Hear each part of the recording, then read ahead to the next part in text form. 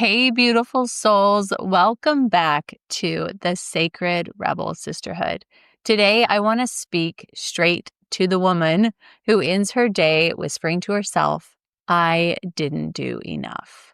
Maybe you've been in the trenches with the little ones clinging to you, or maybe you've been pouring yourself into your marriage or hustling behind the scenes with a business that feels like a second child. And yet there's that gnawing feeling that you should be doing more. Here's the truth. You're not falling behind. You're not failing. You are in a sacred season of nurturing, and it doesn't look like hustle. It looks like roots growing underground. In this episode, we're going to flip the script on the not enough story. Talk about how marriage really evolves over time, and most importantly, how you can set up your life in a way that you're not just pouring out, but actually receiving. Because let me tell you, receiving love, receiving guidance, receiving messages, these are all things that we struggle to do. It's almost like we turn a part of ourselves off. What if those messages and that guidance and that love that's already coming in, you are just blocking and you don't even realize it? So if you've ever felt like you're drowning in laundry or expectations or in your own thoughts about not measuring up, this conversation is your lifeline back to truth. Let's dive in. First of all, we have all been conditioned to measure our worth by productivity. Okay, by nurturing children is not something that can be measured by productivity. Building a marriage, also not measured that way, right? Or even in your business life, even tending to a business, it's less than, right? It's planting the seeds that will grow for decades, but it's not something that can be like, oh, look how much work you did. I can see it right away. So for this type of mindset shift, the way that I like to go about it, that I find is the fastest and easiest way as well for my clients and me in my personal life, is that we can start to deprogram that out of our mind. So we can take the thought process like not enough. That belief is a limiting belief that you have acquired that we do not want to default to anymore. Okay. We don't want to automatically feel guilty because our baby was super needy today and we didn't even get to do the dishes. We don't want to automatically feel guilty because we've poured so much into our business and yet on the receiving end have not seen, that money come back, that investment come back. We don't want to feel the guilt. We don't want to feel the shame. And honestly, when you default to that, it is self-sabotage. It is a way for you to not stay focused on the overall picture. And so for this in particular, we're going to do some subconscious release technique. And I'm going to walk you guys through how to do that just to get rid of this belief, not enough, before we move on with the rest of the episode. So if you're driving, definitely pull over. Besides that, you can be doing laundry. You can be tending to your child and listening. You can do any of this while you're busy. So let's go ahead and get started. The way that I want to do this is I'm going to ask you to take a deep breath in and hold that breath. I'm going to say a comment and I want you to just think that. And then you're going to blow it out. So I'm going to be doing a lot of talking and you're just going to think it and blow it back out. This is a great way to kind of change the neural pathways that are going on in your mind and to release any pent up trapped emotions that are associated with the program, quote, not enough. Okay. So let's get started. We'll go ahead and take a deep breath in and hold it. I release all shame with not enough. Breathe it out. Very good. Breathe in and hold. I release all anger with not enough. Very good. Breathe in and hold. I release all embarrassment with not enough. Very good. And for the last one here, it's going to be a little bit longer. So nice, big, deep breath in. I release all positive and negative emotional blocks with not enough and blow that out. Good job, guys. You might have felt a little bit of a shift there in how you feel grounded wise or peaceful wise. I feel it just from doing it all the time. You might have yawned, you might have had a tear, you might have had a sigh. Those things are the way that the body will release trapped emotions and help to reprogram that mind.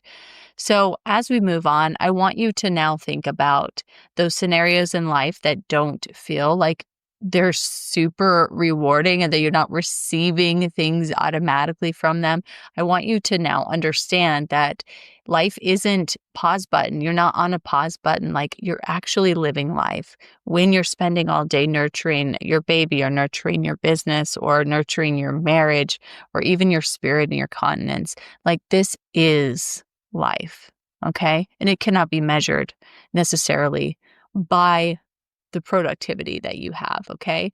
Now, as we talk a little bit more about receiving, that was another big topic I wanted to tie in with this because I found so much in my practice and as well in my personal life that a lot of, especially women, are not receiving.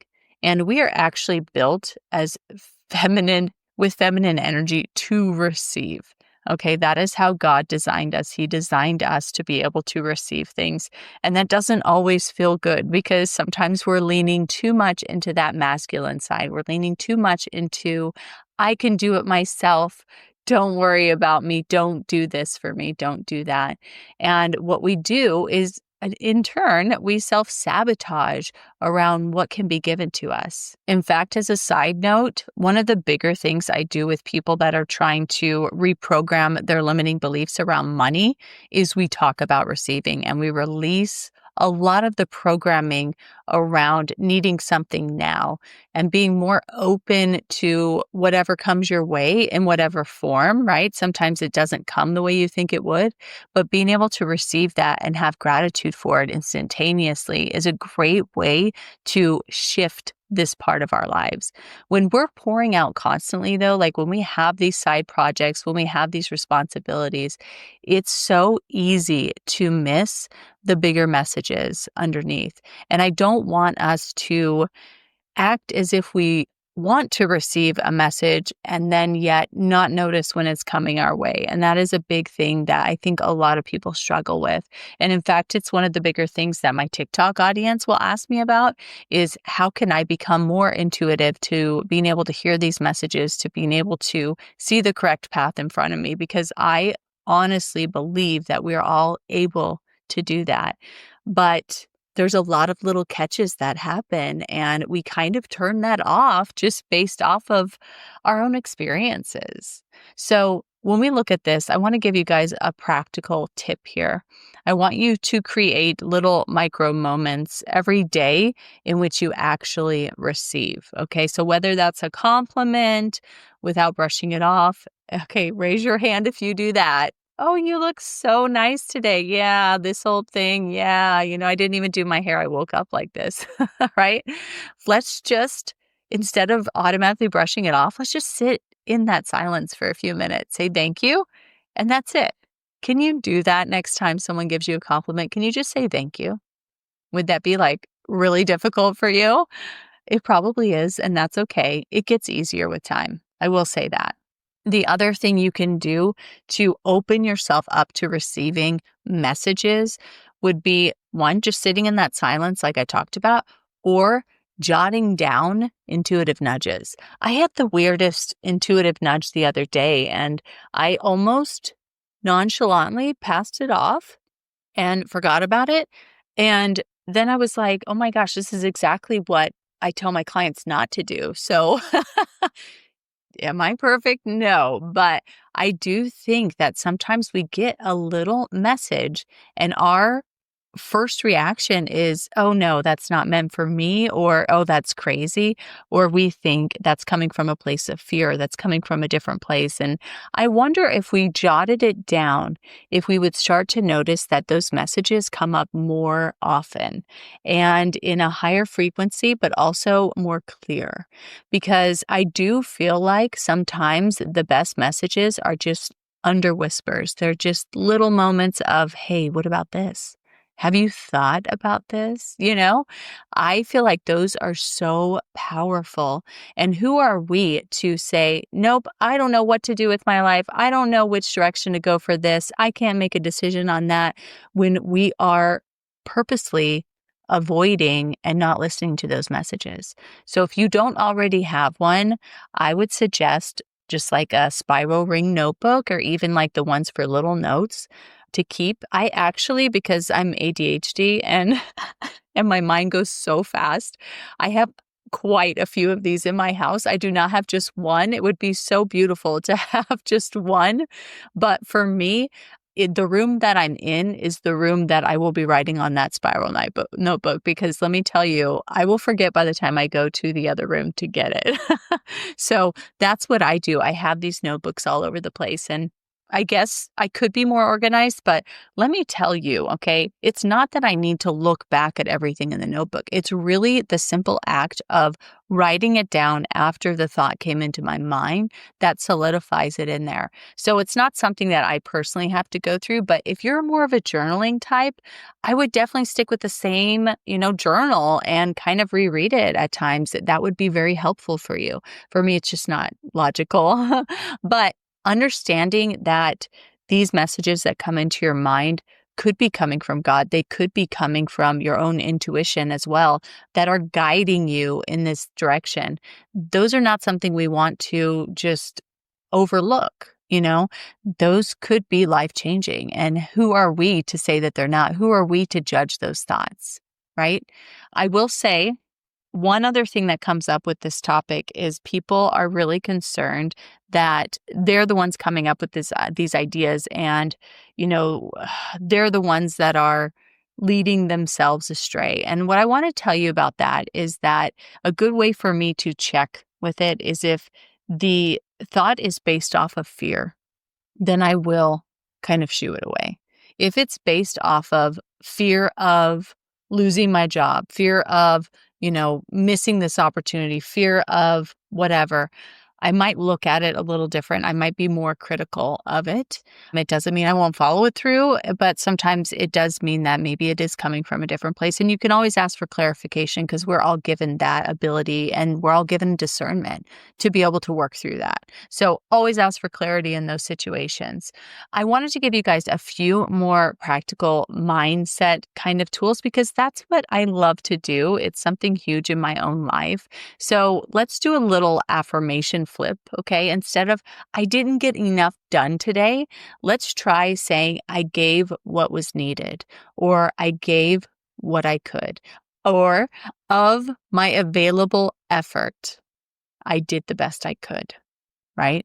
Because some days our battery is already at 30%, and we might give 25%. I would say that's sufficient.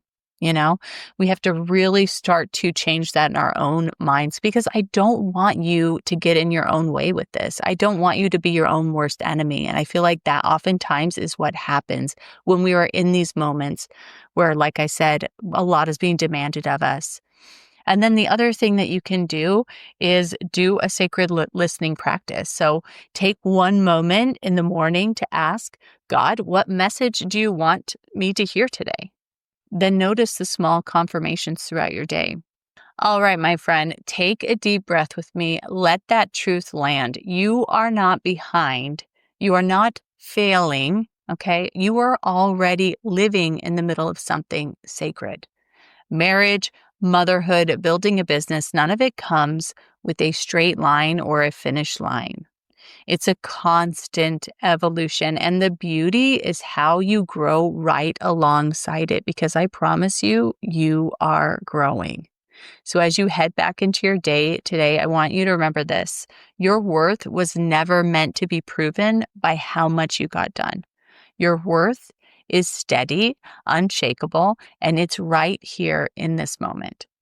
If this conversation lit something up in you, I'd love to go deeper with you. You can book a one-on-one subconscious release session with me, or an astrology reading. Both are powerful ways to clear the blocks. Hear the messages, God is already sending, and walk into your next chapter with confidence.